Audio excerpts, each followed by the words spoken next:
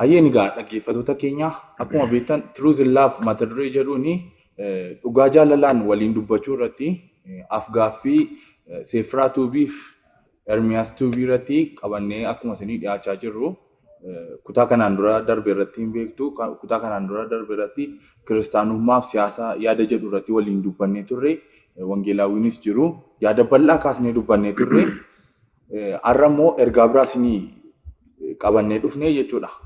Ergaan kunis yeroo kaadhimummaa gaa'ila dura yeroo jiru yeroo kaadhimummaa yaada jedhu irratti yaada qabannee dhufnee jechuudha.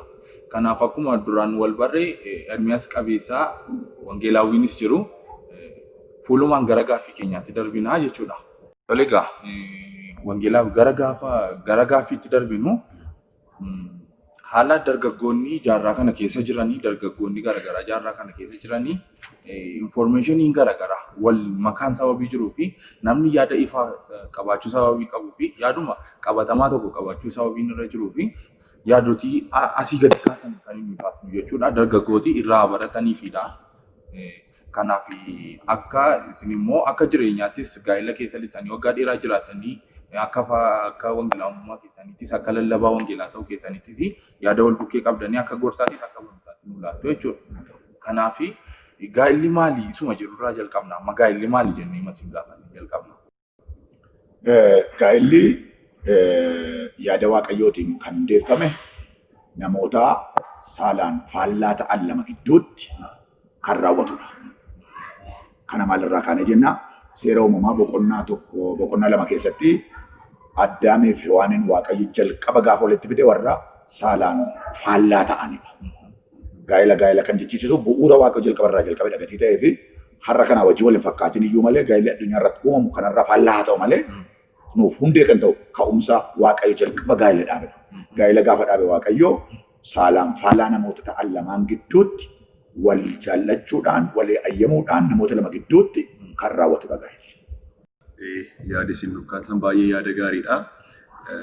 Waa'ee gaa'ila irratti yaada gaarii nuuf kennitaniitu. Tarii har'a garuu kan nuti baay'inaan irratti fookas goonee dubbachuu barbaadnu jireenya gaa'ila keessa jiru otoo hin taane atuu gaa'ilatti hin galin dura waa'ee jireenya jiru isaa dargaggoota baay'eedhaaf gaaffii ta'uu danda'a wanti kuni namoota baay'eetti gaaffii ta'uu danda'a. Isa kanaaf atuu gaa'ilatti hin darbin dura garuu kaadhimummaa wanti jedhu jira. Kaadhimummaa jechuun maal jechuudha? Kaadhimummaa jechuun maal jechuudha? Sarraa kaaneetu isa jalatti gaaffii qaqqabu bakaasaa deema.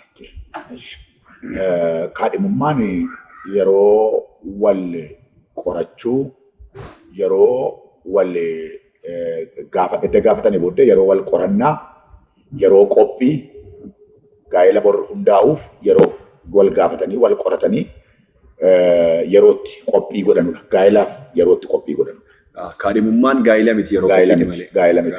Wanti gaa'ila keessatti godhamu kaadhimummaa keessatti godhamuu hin danda'u. Kaadhimummaan kun tarii yoom jalqabu? Gaa'ila yeroo jennu namoonni baay'een hiikasaa gaa'ila jedhanii waamu. Hiikni isaa inni sirriin garuu gaa'elaa jecha jedhuudhaa dhufe. Gaa'elaa jecha jedhuudhaa dhufe. Maal jechuudha gaa'elaa kan jedhu Oromoon maalirraa ka'eetu gaa'elaa jedhee dubbate sochii inni agarsiisu karoora inni qabatee socho'u ofii isaatii gaa'ila dhaabbachuudhaaf jedhee adeemsa inni adeemu ilaaleeti achirratti hundaa'ee ulaagaa mataa isaatiin gaa'elaa jedhee gaa'ila kanaaf maqaa baase. Kanaaf gaa'illi akka uummata isaa baadiyyaatti akka uummata magaalaatti adda addummaa qaba. Akka baadiyyaatti gaa'illi kun yoomiyyuu godhamuu danda'a yaada jedhuufi akka baadiyyaatti namni tokko lafa ofiisaa qabaatee hin qota yoo ta'e lafa ofiisaa qabaatee waan ittiin jireenya isaa gaggeeffatu geessifatee yeroo jedhu umuriin isaa yeroo sanaaf ga'u sana qopheeffachuudhaaf umurii gaafata gaa. Sana qopheeffachuudhaaf umurii gaafata. Umurii keessa jira jechuudha. Inni lammaffaan gaa'ila hundeeffachuudhaaf na gargaara waan jedhu edda sirreeffatee booddee intala fuudhuu barbaadu tokko dhaqee gaafata. Edda gaafatee booddee edda gaaffiin ta'ee booddee qorannoodha jalqaba waa'ee nama sanaa naannoo. Edda gaafatee booddee qoratee booddee hin taati jedhee gaafa murtoorra ga'u gaa'ilaaf murtoo godhata. Deemsa qaba jechuudha. Edda kaadhima godhatee booddee hin naqata edda naqate booddee ana qannaa sun mataa isaa qinaatii qorannoo mataa isaa qaba. Edda sana ta'ee booddee gara gaa'ilaatti adeemama. Piroosesii mataa isaa qaba jechuudha. Kanaaf gaa'illii fi kaadhimummaan raawwatee walitti dhufuu kan hin dandeenye adeemsa gaa'ila keessa jirudha kaadhimummaan. Yoom eegaluu qaba seeduu fi ga'ee ilaa jecha jedhurraa dhufee gaa'ilamtiyyuu namni yeroo itti ga'uu qaba yaada jedhudha kan nu kennitanidha. Namni kun ga'uu isaa kan ittiin beeknu ulaagaamtii isaayyuu maalodha kan nuti ittiin nama kaadhimummaatti dhufanii ulaagaamtii kaadhimummaa maalodha. Ulaagaan kaadhimummaa ammaa namni tokko kaadhimaniyyuu ofii kaadhimaniyyuu qabadha yookiin immoo kaadhiman qabadha yoo jette inni jalqabaa bishaatinni sammuu baay'ee murteessaadha. Sammuudhaan bishaachuu danda'u. Sammuudhaan bishaachuu yeroo jennu maal jechuudha? Ofiif jiraachuu qofarra darbee namni namaaf jiraachuu danda'u. Nama biraatiif jiraachuu danda'u. Ofarra darbuu danda'u. Sammuudhaan bishaachuu yeroo jennu ofarra darbanii nama biraatiif jiraachuu danda'u. Nama biraatiif jiraachuu jechuun maal jechuudha? Amma kaadhimummaan jalqabe kuni gaa'ila waan hin taaneef adeemsi nu adeemu, haasaan nu haasofnu, turtiin nu walii wajjin dabarsinu kan biraatiif barnoota ta'uu danda'a kan jedhu of keessatti warra horatan ta'uu danda'u qaba. Inni lammaffaan bishaatina yeroo jennu yookiin immoo ga'umsa yeroo jennu maal jechuu keenyadha? Gaa'ela walii wajjin yaanne lamaan keenya itti gaafatama fudhachuudhaaf of qopheessineerra itti gaafatama fudhachuudhaaf. Sababiin isaa maaliif? Biyya bushuun, waldaa bushuun maatii irraa jalqaba gatii ta'e. Maatii dhayyuu hundeessuu dhaqaa jiru gatii ta'ee fi ga'umsa qaba. Bishaatina sammuutiin barnootaan haa ta'u. Horii qabeenya qabaachuudhaan haa ta'u. Mana tokko hoogganuu nan danda'a, bushuu nan danda'a kan jedhu kana hunda of keessatti qabatee waa hedduu adda qaammatee booddee amma ani kaadhima qabachuun qaba. Karaa shamarraniitiinis gara dhiiraatiinis gara kanatti galuu nan danda'a kan jedhu gara kanatti adeemuu danda'u. Kanaaf yeroon kaadhimummaa yoo waan hundumaan ga'aa hin taanellee ga'aa ta'uudhaaf yeroo itti of qopheessanuudhas. Ekonomikaalii, ispirichuwaalis yeroo jiratu of qopheessanudha. Itti gaafatama guddaa tokkotti galaa jiru gatii ta'e. Dhaabbata guddaa tokkotti galaa jiru galuudhaaf deemaa jiru gatii ta'e. Yeroo jarri karaa hundumaan of qopheessanudha jechuudha. Bishaatina hafuuraas, bishaatina sammuus, bishaatina hawaasummaadha wajjin jiraatanus gara kanatti deemaa jiru gatii yeroo jiratu of qopheessanudha. Kanaaf yeroon kaadhimummaa yeroo qophii karaa hundumaan itti taasisanudha jechuudha. Tarii asirratti wanti akka ifa ta'u ani barbaadu namoonni tokko of qopheessuus jedhu kana tarii of qopheessuu kana keessa qabeenyaan of qopheessuu kan jedhu jira. Hamman mana ijaarradhutti, hamman makiinaa bitadhutti jedhanii yerootti warroonni dhiiraa yaadan jiru. Warri shamarranii biras immoo gaafa dhufnu isa mana qabu malee, isa makiinaa qabu malee jedhanii yaaduun kun hin jiraata. So qabeenyaan ga'uu gaafa jennu iyyuu maal jechuu keenya? Qabeenyaan ga'aa ta'uu gaafa jennu. Makiinaa bitachuun, mana ijaarrachuun jireenya keessatti waan barbaachisa jennee yoo itti amanne iyyuu bu'uura gaa'ilaa keessaa miti. Bu'uura gaa'ilaa miti. Bu'uurri gaa'ilaa inni jalqabaa itti gaafatamummaa waliif walii jireenya gaa'ila keessa jiru itti gaafatamummaa kanaaf fudhachuu nan danda'a. Mana koo jiraachisuudhaaf wal jiraachisuudhaaf. Inni kun lamaan mana namni karaa keessa jiraate miindaatti of jiraachisu ga'aa qabaate mana isaa jiraachisuu danda'a. Dirqama mana miti. Inni makiinaan immoo lammaffaa dabalata kan biraati. Innaa isa dura garuu kan dursuu qabu maalidhaa? Nama kanaa wajjin sirriitti hoogganee jiraachuu nan danda'a. Nama kana jalatti hoogganamee jiraachuu nan danda'a. Hoogganamuu nan beeka. Hoogganuu nan beeka. Wal hooggannee walii wajjin jiraachuu hin dandeenya kan jedhu bishaatinni sammuu isa jalqabaati. Gaa'ilaa. Isa booddeedha inni waa'een makiinaa. Isa booddeedha waa'een mana. Yoo jarri qabaatan dogoggora miti. Garuu dirqama ulaagaadha kun jennee immoo gaa'ilaa ala ta'uu hin dandeenyu. Itti fufuudhaan walitti dhufeenya kana uumuudhaan dura wanti nu yaaduu qabnu garaagarummaan umurii jiraachuu qaba. Egaa amma istaatiksii isaarra baay'een qoranne garuu waalaan jechuu barbaada. Akkan macaafotaa tokko dubbisetti dhiirri yoo yarate mucaa ishee shamarree ishee fuuchuudhaaf jiru kanarraa hoo yarate waggaa 10 utuu dursee kan jedhu jira. Waggaa 10 baay'ee guddaadha. Sababiin isaa maaliif?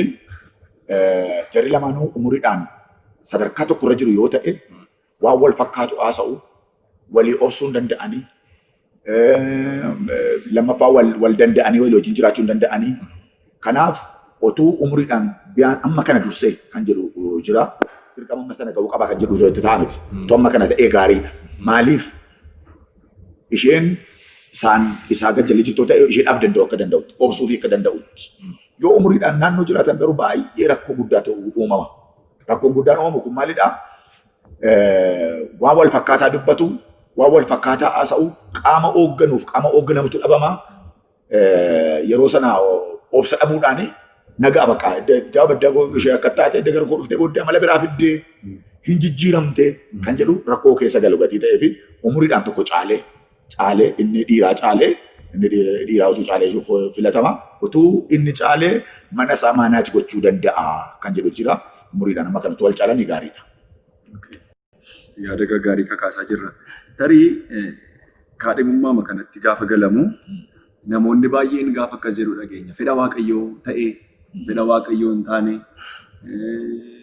fedha Waaqayyoo kana immoo karaa garaagaraatiin adda adda ba'uu danda'a. Fedhi Waaqayyoo kun maa inni haala akkamittiin immoo fedha Waaqayyoo kana hubachuu dandeenya kaadhimummaatti galuudhaaf. Amma kaadhimummaatti galuudhaaf fedha Waaqayyoo miti amma mataa dhukkubbiin guddaan. Maaliif kaadhimummaa jechuun waan eegalamee wal ilaaluu irra jiru gatii ta'eef waan dhiisuu danda'anidha. Garuma kaadhimummaa kanatti namoonni ilaalcha dogoggoraadhaan ilaalcha bishaaniin dhaqanii galuudhaan gaafa dhaqanii gaa'elatti galanuu fedha Waaqayyooti ala walitti dhufne fedha Waaqayyoo malee wal fuunee jedhu. Gaa'elli immoo macaafa dubbifamee yeroo hunda hin dhumnedha. Macaafa yeroo hunda dubbifamudha. Gaafa jalqaba fuutee haadha manaa godhattu amala biraa jira. Gaafa dhaqxeetti mucaan garaatti hafu amala biraa jira. Mucaan tokko dhalatee distaansiin jara kaleessa walii wajjin dabarsanu utuun jallatiin qaawwa wayii uumama. Lama gaafa dabalu waan biraatu uumama. Inni lammaffaa ijoolleen hojii waa bira utuun dhaqini gaafa wal fuudhanu namoonni wanti jirri walii wajjin dabarsuu barbaadanuu fi namni biraallee dhufee gidduu galullee jira. Maal jechuudha? Fakkeenyaaf jarroottan dhiyeenya wal fuudhanii wal hojii yeroo dheeraa dabarsuu barbaadu, taa'anii haasa'uu barbaadu, taa'anii taphachuu barbaadu. Yeroo akkasii namni tokko ollaan dhufee wajjiniin taa'a. Yeroo isheedhaaf kennu caalaa yeroo inni ollaadhaa wajjin taa'ee yeroo dabarsu fudhata. Gaa'ela keessa dagalanii booddee wanti gaa'ela raasu hedduutu jira. Sana jechuun fedha Waaqayyooti ala walitti dhufne jechuu miti. Gaa'ela keessa waan jiru sirriitti beekuu dadhabuudha malee. Kanaafan akka jedhan waa'ee barsiisa gaa'elaa yeroo dubbadhu gaa'elli jaalalaan hundeeffama jedheetanii beekumsaan immoo eegama jedha. Maal jechuun gatii jaallattee fuutee haadha manaa kee wajjin itti jifuftee jiraatta jechuu miti. Waa'ee gaa'ela sitti galte sanaa beekumsa hoo qabaatte. Sadarkaa umuriitti, sadarkaa waa dabaluutti, qabeenyi dabaluu danda'a, hiriyyummaan dabaluu danda'a. Waan dabalu kana hundumaa keessatti akkamittan beekumsaan gaa'elan jaalalaan hundeesse kan. Maajii kan jedhu beekumsa isaa hoo hin qabne ta'ee gaa'elli kee raafamuu danda'a. Beekumsa isaan qabdu taanaan. Kanaaf inni jalqabaa waa'een gaa'elaa naa galeera. Waa'ee gaa'elaa hubadheera. Gaa'elan nettamatti deemaa jiru kan naa galeera waa'een hiikisa kan jedhu beekuun barbaachisaa. Kaadhimummaa keessa gaa kanayyuu bal'ifannee baranna. Kanayyuu bal'ifannee qorannoo godhanna. Sababiin isaa maaliif kan nu dhaabuu dhaqnutuyyuu dallaa horii miti. Dallaan horii amala maalii qaba? Gaafa horiin keessa turtee dhoqqee buusu baay'iftu hin jijjiirta. Gaa'ela keessa dhaqee wanti namatti hin tolle baay'een gaafa dhaqee bu'uu jalqabuu jijjiiruu hin dandeessu. Akka inni hin buuneef of eeggannaa goota malee. Kanaaf ani pirinsipiliin hordofu maalidha? Gaa'elli jaalalaan hundaa'a. Beekumsaan immoo eegama. Beekuun barbaachisaa. Akka takka wajjin haasa'an, akka takka wajjin dubbatan, akka wajjin kaayyeffatan, akka takka walii wajjin jiraatan, akkamitti akka wajjin ciisan, akkamitti akka wajjin hin ba'an, akkamitti akka wajjin hin galan, akkamitti ollaa wajjin keessummeeffatan, akkamitti akka ollaa daangeffatan wajjin jiraatan. Kana bal'inaan beekuun barbaachisaadha. Kana wal dhaaluun gaa'ela horaasee fedha Waaqayyooti ala walitti dhufne jechuu miti. Fedha Waaqayyooti ala walitti dhufne jechuu miti. Asirratti mee garuu fedha Waaqayyoo kana namoonni tokko abjuudhaan hin si argee. Abjuudhaan hin si argee. Tuti abaabonaa kennitu atuu wajjin karaa dheeraa deemnu ta'uu danda'a. Raajota birallee raajiidhaan abalutu ati kan keetinaan jedhee. keetinaan jedhee. Wantoonni kanaaf fakkaatanii garuu yeroo murtaa'e booda wantoonni diigaman jiru. Isa kanaaf fedha Waaqayyoo kan raajiidhaan barramoo abjuudhaan barramoo moo akkamidha? Isa kanarratti qoosama. Gaa'ila keessatti fedha Waaqayyoo ani maala namanaa Waaqayyoo dhala namaatiif kan kenne dhiiraaf dhalaadha walii kenna. Dhiiraaf dhalaadha walii kenna. Abaluun naan kennine abaluun immoo naa kenneera isa jedhu fedhii Waaqayyoo raawwatee Waaqayyoo abjuudhaan hin dubbatu Waaqayyoo raajiidhaan hin dubbatu kan jedhu ejjennoo qabu. Waaqayyo dubbachuu danda'a. Garuu jarroottan kun lamaan waliif jaalala hin qaban taanaan wal simannaa hin qaban taanaan utuun isheen barbaadin yookiin utuun isheen isan barbaadin Waaqayyo dubbatee dirqamaan nama walitti deemee. Dirqama suma qofa naa kenne wanti. Waaqayyo dubbateera dhiisee jennaani hinduu taa'in cabdaan baddaa wanta akkasii jiru. Ijoo wanta akkasii. Waaqayyoon ilma isaa gaafa nuu kennullee jaallatee nuu kenne malee fudhachuu dhabaannaan hinduutu hin jenne. Waaqayyo amala Waaqayyoo keessame Waaqayyo Waaqa pirinsipiliiti. Waan tokko hin fudhattaa akka inni jedhetti fudhatte yoo ta'e ittiin jiraatta. Akka inni jedhee ala fudhatte taanaan sitti itti miidhama. Itti miidhama. Ani yeroo baay'ee waa'ee ilaalchaaf kiristaanaa waan jedhu tokko yeroo biraasitti dubbachuu nan danda'a ta'a. Namni utuu gara gaa'ilaas hin naqin, gara tajaajilaas hin naqin, gara siyaasa ammas kanaan dura haasofne illee utuu dhaqee ittiin galin ilaalchi sammuu isaa jalqaba qajeeluu qaba. Maafan gaa'ilatti galuu barbaade? Gaa'ila kana maafan hundeessuu barbaade? Amma miirri koo na kaka'eera, haadha manaa na barbaachiseera, miira koo ittiin qabbaneeffadhaadha yoo ta'e, haati manaa kana ittiin miira qabbaneeffatan otoo hin ta'in kan ittiin dhaaba ijaaranu. Dhaaba ijaaranu. Itti gaafatamummaa fudhachuu. Qoo immoo miti immoo abaluun yaakootu fuudhee abaluu faan fuudhaniiru ana takka ta'e afeera jettee immoo itti galtoo ta'e abaluun laaltee itti galte gatii ta'ee fi abaluu faa yoo diigan isin jirti. Kanaaf ilaalchi sammuu keenya keessaa madaalliin sammuu keenya keessaa iji nuti waan tokko ilaallu jalqaba sammuu keessaa sirrachuu qaba.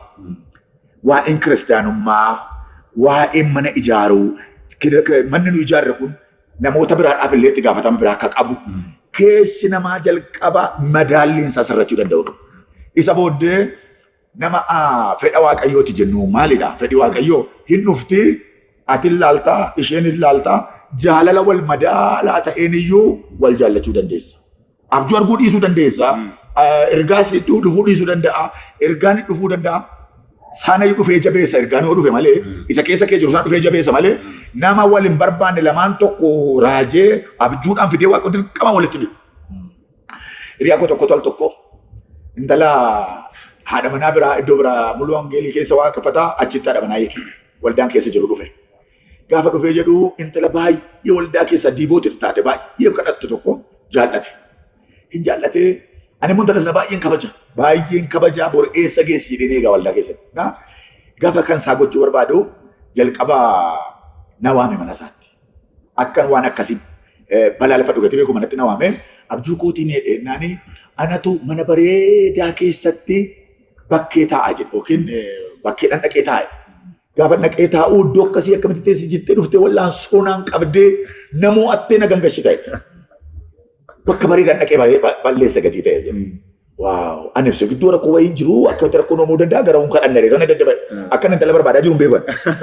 Intala bira immoo dhaqee maal jedhaanii abjuu kootiin jedhee allaattii miidhagduu jedhe. Allaattii bareeddu tokko ta'ee qilleensa hin balaliite jedhe. Hin balaliite lafa boqottu dhabde jedhe. Utuu balaliitu jedhee baala lalisaa miidhagaa tokko argatti jedhe. Gaafa argattu dhaqxee qilleensa irra dhuftee irra qophattee gaafa qilleensi suni ana ta'ee mukti sun immoo si ta'ee completely sammuu intala kanaa control godhe. Mucaan immoo sadarkaa ishee namarratti 12 complete gooteeti ilma fixxeeti barumsa argatee lafa titiyaa deemuudhaaf kaatee qophii irra jirti. Waan ittiin shaanxaa bitatu waan bitatu qabdu. Kana gidduutti dhufee intalatti dubbatee shaanxaa bitee fi maaloo bitee fi sana gidduudhaan dhaqee keessa gale. Waan si dhibu gatii guddaa kaffalan jireenya isaanii keessatti. Gatii guddaa kaffalan. Maalan jechuu barbaadetanii bu'uurri gaa'ilaa abjuus miti. Bu'uurri gaa'ilaa raajis miti. Bu'uurri gaa'ilaa jalqaba wal jaallachuuf wal beekuudha. Yaada kanarra deebi'a. Wal jaallachuuniif wal beekuun baay'ee murteessaadha. Jaallannee makaanee nama sana hin beeknu ta'e. Dhaabbannaa ishee jaallate ta'a, mataa ishee jaallate ta'a, akkaataa ishee tajaajila ishee jaallate ta'a. Ee'uudha isheen garuu hin beektu taanaan kaadhummaan kee itti fufuu hin danda'u. Kaadhummaa kee miti gaa'ela kee itti fufuu hin danda'u. Kanaaf maalidhaa? Inni jalqabaa fedhii Waaqayyoo maaliin beeknaa? Fedhii Waaqayyoo Roomee 12 irratti maal jedhaa? Fedhii Waaqayyoo gaariidha jedha. Kan nama gammachiisudhas jedha. Gammachuutu keessa kee guuta. Ilaalteen dhiphattu. Ilaaltee immoo deebitee immoo ittiin gaggabdus. Haruma argitee haruma immoo ka'ee si wajjin ciise malee ka'ee qaqqaba si qaqqaba.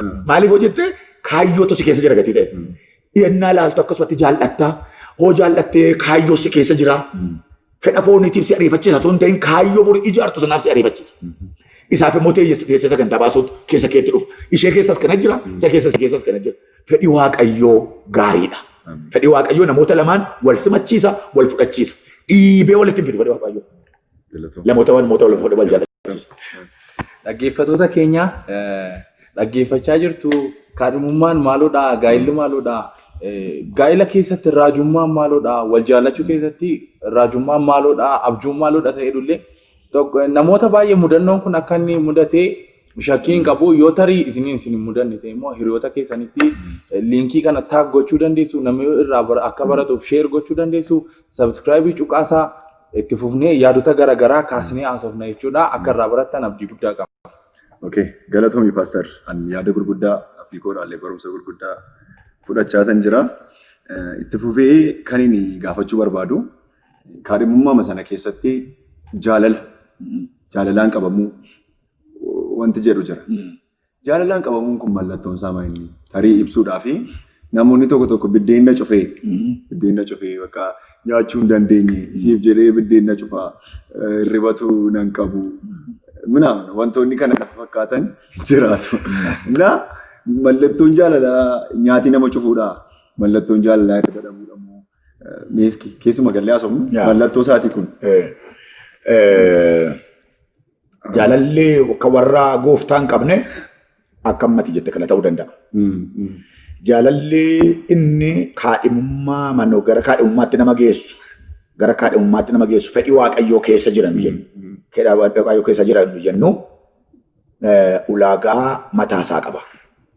Tokko ati karoorfattee saganteeffattee utuu hin ta'in teeknika ofii isaatii Waaqayyo mata walitti si fida. Yeroo walitti si fidu immoo Waaqayyoo jaalala madaallii isaa eeggate fide si keessa qaba. Jaalala madaallii isaa eeggate. Maal jechuudha?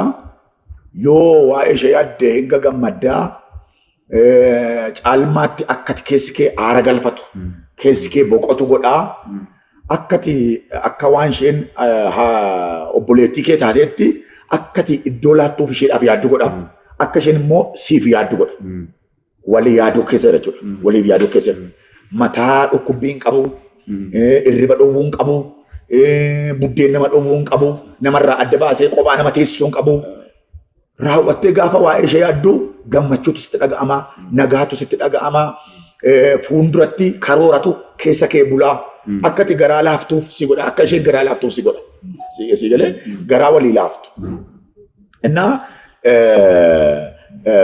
mucaa obboleessa hiriyaa koo tokkotu jira. Maqaa isaa asirratti dubbachuu barbaadu. Mucaa maastarsii hojjette tokko jaallate. Hin jaallatee mucaa waggaa tokko wajjiniin ture dhiise. Isheen wajjiniin ture sun immoo maal jettiini in deemta maleette. Akkati deebitee dhuftu nama bira akkati hin fuune an dhibbaan beekatti. Ishee waan tokko itti hin dhaga'amne akka kanaa dura bilbiltii fi akka kanaa dura haasoftii nagaa wajjin jiraatu. Isheen kummee halkan keessa mana isaa bulee beeka. Halkan keessaa sa'aatii 8 faatti bilbiltiif. Akka bira fa'aa jirtaa. Kana jechuun maal jechuudha? Already rafiitiin isheen qaba jechuudha. Garuu Waaqayyoo nama isaatii of eeggata gatii ta'ee fi gaaf tokko Waaqayyoo akka addaatti itti dubbate. Akka adda ta'etti itti dubbate bakka. Halkanuma abjuu san abjootee ka'eeti bilbileef. Anaaf si gidduu gaa'ela keenya gidduu Waaqayyo hin jiru. Waaqayyo waan hin jirreef har'aa kaasee dhaabeera. Waaqayyo kan si taate akka isheen si kennu akka inni si kennu si kadhadhaa. Ani fate garuu obboleettiidha. Waan nama ajaa'ibudha. Gaafa mucaa ishee jalqabaatti deebi'ee wajjiniin haareffachuu barbaade. Gaafa inni dhaqnee anatti fuudhee dhaqasa. Lamaan jira beekati. Gaafa fuudhee dhaqu maal jetti? Akkasidha jedhee itti haasa'e. Haadha manaatti. akkas akka jennaan nama bira akkana fuuchuu hin dandeenye. Akka inni ana malee hin fuune bareechee beeka duraan weetu. Kanaaf bakka ani qophaa'een isa boriitiif gaa'ela kootiif qophaa'ee waa jiru malee akka nama biraa biraan nan beeka hin danda'u waan nama dhibu waaqa dhuttan sirriitti maa intalli ammaa isheen halkan akkana walii bilbilanii maraattanii oolan suni maastarsiisee hojjettee iddoo guddaa galtee asuma magaalaa Langana keessatti otuu gaa'ela uummatiin duute. Isheen nama fuudhe kun garuu wajjiniin milkaa'anii ijoollee horanii ani si'a garagaraa mana jiraa dhaqeen beeka gaa'ela dhuga baatii gaarii qabu sirrii waaqa jira gidduutti hore. Maal jechuudha baatanii al tokko namoonni waan ariifachiisee ibiddatti naqee du'an jedhanii fi amma keessa galuu qaba. Amma dhiyeenya ol fagootti filaagarraa bilbilanii waan tokko natti himu. Maal natti himuuni? Intalli kiiboordii taphachiisa gurbaan otoo taphachiisaa jiru achitti mucaa jaallattee al tokkotu waa isaa yaadduuf haa kuftee. Mana galtee otoo waa isaa yaadduuf haa kuftee lafa dhoftee itti bakka isatti Oromoo dhabaannaan nan du'an nan maraa dhafa rarraasetti. Haadhaaf abbaan dhaqee mucaa keenya fuutu malee waan barbaachisan nuti sii godha. Miilli mucaatti kufan dhaqanii. Wanti nama dhibu maatiin mucaan kun akkanatti dhaqee keessatti fuudhu maatii tajaajilaati. Abbaan isaa tajaajilaadha. Nama konfiraansi gurguddaa deemee tajaajilu. Baay'ee sammuun koo dhiphata. Ammam akka jarroottan boriitu rakkoon jira gidduutti uumamuu danda'u. Maal jettiin ani ifatti sadarkaa kibilaa garra jiraan eessa jiraan malee Finfinnee dhaqnee jiraan jettiin dalle mucaatti Finfinnee himte mucaa kibilaa garratti dhalatedha. Finfinnee jiraachuutti himte sammuu isaa afaan dhifte jireenyi gaa'ela jira kana shakkii tokko malee boriitu rakkoo gadhee keessatti uumamu. Shakkii hin qabu. Maaliif waaqayyo lafaan nama dhahee gaa'ela namaan Siree amma mee addaan gaafa waan hin argine taate yaada waaw isheen kun lafee koo keessa argamte jedhe maqaatti baase siree amma utaaleetti hin gaggamne siree bakka already tasgabbaadha madaalamaadha eegamaadha siree kaayyoo of keessaa qaba isa waaqayyo keessatti ilaaletu ilaalama malee isa jarri ilaalantu ilaalama siree kanaaf gaa'elli yeroon kaadhimummaa fedhii waaqayyootti hin beekanu gaggabsas hin qabu. Akka sammuu jennee hin qabnu inni kan biyya lafaa akka qabachuu danda'a. Maaliif gaa'ela boriitu uumamuu keessatti waa baay'ee diguudhaaf seexan har'a balleessuu qaba. Har'a jalqabbii isaanii balleesseera taanaan boriitu diguuf hin rakkatu. Har'a garuu sirriitti sagalee waaqayyootiif dhugaarra hundaa'e taanaan boriitu irratti waldaatu ijaarama. Irratti dhalootatu ijaarama gatii ta'eef jalqaba balleessaa. Tarii asirratti miirri kun miira mucaa Daawit Aminoon irratti mul'ate. Aminoon bifa isaatu gadi bu'e jedha. Jaalalatti maariif qaburraa kan ka'e bifa isaatu gadi bu'edha. Nyaata nyaatu ture jedha. Inna garmalee dhiphachuurraa kan ka'e nama isa gorsu barbaade. Namni isa gorsu sun maal jedhee kun siif salphaadha. Argachuu dandeessa haala salphaatti jedheeti kan inni isaa fi haala sana mijeesse. Haala sana mijeessee haala hamaa ta'een obboleettii isaa gudeede. Isa booda garuu jaalalli Aminoon maal ta'e? Isa jalqaba ishee jaallate caalaa isanni deebisee ishee jibbetu caala. Narraa fagaadhu jedhe natti dhiyaate deemii narraa fagaadhu jedhe maaliif lammaffaa dogoggora hojii dogoggora sila dogoggorri innaan raawwadhi. Kan fedha waaqayyoo immoo meekaniisaa qimmoo ilaalu. Kaniisaa qimmoo ilaalu. Kaniisaa qimmoo maal jedhaa? Yommuu ribqaa arguudha gadda haadha isaa irraanfateedha. Gadda haadha isaa irraanfateedha. Golatti ol galfate jedha. Waa'ee gaddaa fuula isaarraa dhabdee abdii borii ilaaluu jalqabe. Onaa dhadhabeyyuu kan haadha naa taatu argatteedha. Maaliif hojjette baay'ina hojjechaa na dhibu jira iddoo kanatti. Seera uumama boqonnaa 20 irratti maal jedha Abiraam gaafa dhaqee ergu hojjetaa isaa. Waaqayyo innan hojjedhuuf meedhe. Waaqayyo innan hojjedhuuf ergamaa isaa dura kee ergaa. Inni immoo karaa keessii qajeeshe. Karaa waaqayyo qajeeshe walitti fide dhagatii ta'ee fi dhaqxee gaddatti fiddeetoo hin ta'in. Gubannaa irratti gubannaa argee gadda irratti gadda argee jettuun jedhin gadda manaa baaftee mana irraanfachiifte. Baay'ee karaakteriin Ribqaa ajaa'ibsiisaadha. Isa booddee haasa'uu dandeenya. Tole egaa wangeelaawwi gaaffii baay'ee babbareedaa kaasnee deebii baay'ee babbareedaa argachaa jirra. Amma mootummaa fufnee namooti jaalala keessa jiran yookiin kaadhimaa ta'anii walii kaadhimaa ta'anii jiran akkamittiin jiraachuu qabu? Maal gochuutu irraa eegamu? Egaa yeroon kaadhimummaa keessaa fakkeenyaaf namni kaadhima horatu nama dargaggummaa keessa jirudha. Dargaggummaa keessa jirudha. Macaafni qulqulluun immoo bara dargaggummaa already yeroon isaa yeroo hamaa akka ta'e dubbata. Kanaafidha macaafa lallabaa keessatti maal jedhaa? Bara dargaggummaa keetti waaqayyoon yaadadhu. Jireenya keenya keessatti hangafa jalqaba waaqayyoon godhachuudha. Maaliif macaafni qulqulluun garaa kee guutuu, yaada kee guutuu, humna kee guutuu waaqayyo waaqa kee jaalladhu. Waaqayyoon jaalala isaatiin ati hiddamtee kaate, jaalala isaatiin qabamtee kaate, gaafa kaadhimaa horattu ijatti keessaa wal ilaaltu ija Waaqayyoo jalqaba si keessatti uumedha jechuudha. Kanaaf walii yaaduun walii danda'uun kana keessa jiraata. Gaa'ila kaadhimummaa keessatti akkamitti walii wajjin jiraachuu qabu jarroota walii wajjin dabarsuu qabu. Egaa jarroota kun ammam kiristaana cimaadha yoo ta'ani hariiroon jarri wajjiniin dabarsan kun baay'ee daangaa kan darbedha taanaani kufuudha danda'u. Kufuudha danda'u. Kanaafidha amma dur waldaa keessatti maalan beeka'anii yoo walii wajjiniin haasaa qabdu taatan dubbachuu barbaaddu taatanii hiriyaa keessan tokko fudhadhaatii mana walii dhaqaa malee mana walii dhaqinaa itti waldaa danda'uuti. Ati baay'ee natti dhiyaatta yoo taate anaa wajjin dhaqxa. Maal jechuudha? Waan si anaaf siif kaadhima kee gidduutti haasa'amu yoo haasofte saalfii koo hin qabdu jechuudha. Saalfii koo hin qabdu. Anis yaadan ilaadha. Achi keessatti akka qaama tokkotti hirmaadha gatii ta'e. Isheen iftoominaan waan si wajjin haasa'u sana haasa'uu dandeessi. Isayyuu maal godhaadha? Namni biraa kan gufanneef foddaa keessan banaadha. Balbala mana keessanii banaa taa wajjin haasa'aa. Amma immoo teekinooloojiin yeroo isaa bal'aadha. Kaaffee teessee haasa'uu dandeessaa. Kaaffeetti ofii qabdee maal hojjechuu dandeessu. Nama garaagaraa jira gatii ta'ee fi iftoominaan teessee wajjin haasa'uu dandeessa. Kaaffeetti. Kaaffee miti jettee yoo dhaqxee garuu sireen qabannee teenyaa sana hojjettee kana dadhabaa ta'uu keessa miti. Isheen dadhabduu ta'uu isaa miti. Already haalduree situ mijeessa gatii ta'ee fi haalduree mijate sanaa fi kufuun dirqama ta'a. Kanaaf yeroo nu wajjin wal xinaatii godhan yeroo wal wajjin qoratanudha tokkoffaan akka tol dabarsuu qabu wal qorachuu barbaachisaadha. Wal qorachuu barbaachisa. Maal jirraa kaasee akkamitti jiraachaa turte kanaan dura. Akkamitti jiraachaa turte kanaan dura. Otuun dhoksin itti muu qaba inni otuu ittiin dhoksin itti muu danda'u qabdi. Hoo isa isheen itti mite sanaa wajjin jaallatee simatee fudhate boriitu baachuun isa rakkisa. Yoo dhoksitee dhufte garuu boriitu wanti baay'een bakkee ba'uun sanaaf. Kanaaf icoonyummaa yookiin kaadhimummaa jechuun sila maal jechuudha yeroo wal qorachuu wal qorachuun immoo diiteel wal qorachuu barbaachisaadha. Yoo dhuguma jaalala dhugaatu keessa jira ta'ee mudaa ati qabdu sana kun dadhabbii isaati. Bakka kana dhaqeen dhaabadha jettee oofamtee dhufti. Dhaqeen dhaabadhaaf jedheetti dhaqa. Yoo garuu dhoksanii sobanii ergama of fakkeessanii takka kan homaan beeknii godhanii walitti dhiyeessanii rakkoo biraatu uumamaa. Iftoominni kadhummaa keessatti barbaachisaadhaan jedha. Lammaffaa haalli jarroota walii wajjin jiraatan kan daangaa isaa eeggate ta'uu qaba. Iddoon baay'ee murteessaadha. Namni nuti eenyu wajjin mari'annu baay'ee murteessaadha.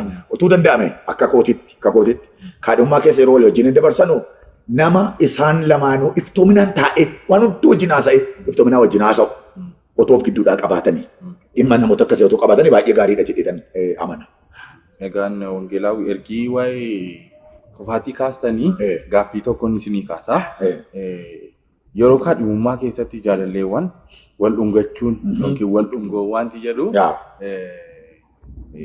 maalidha? Akka wangeelaatti yakkadha moo cubbuudha moo cubbuu miti? Kufaatiidha. Ergii waa'een kufaatii kee wal dhungachuun kun dargaggeessaaf dargaggeettii wal dhungachuun kun cubbuudha moo cubbuu miti?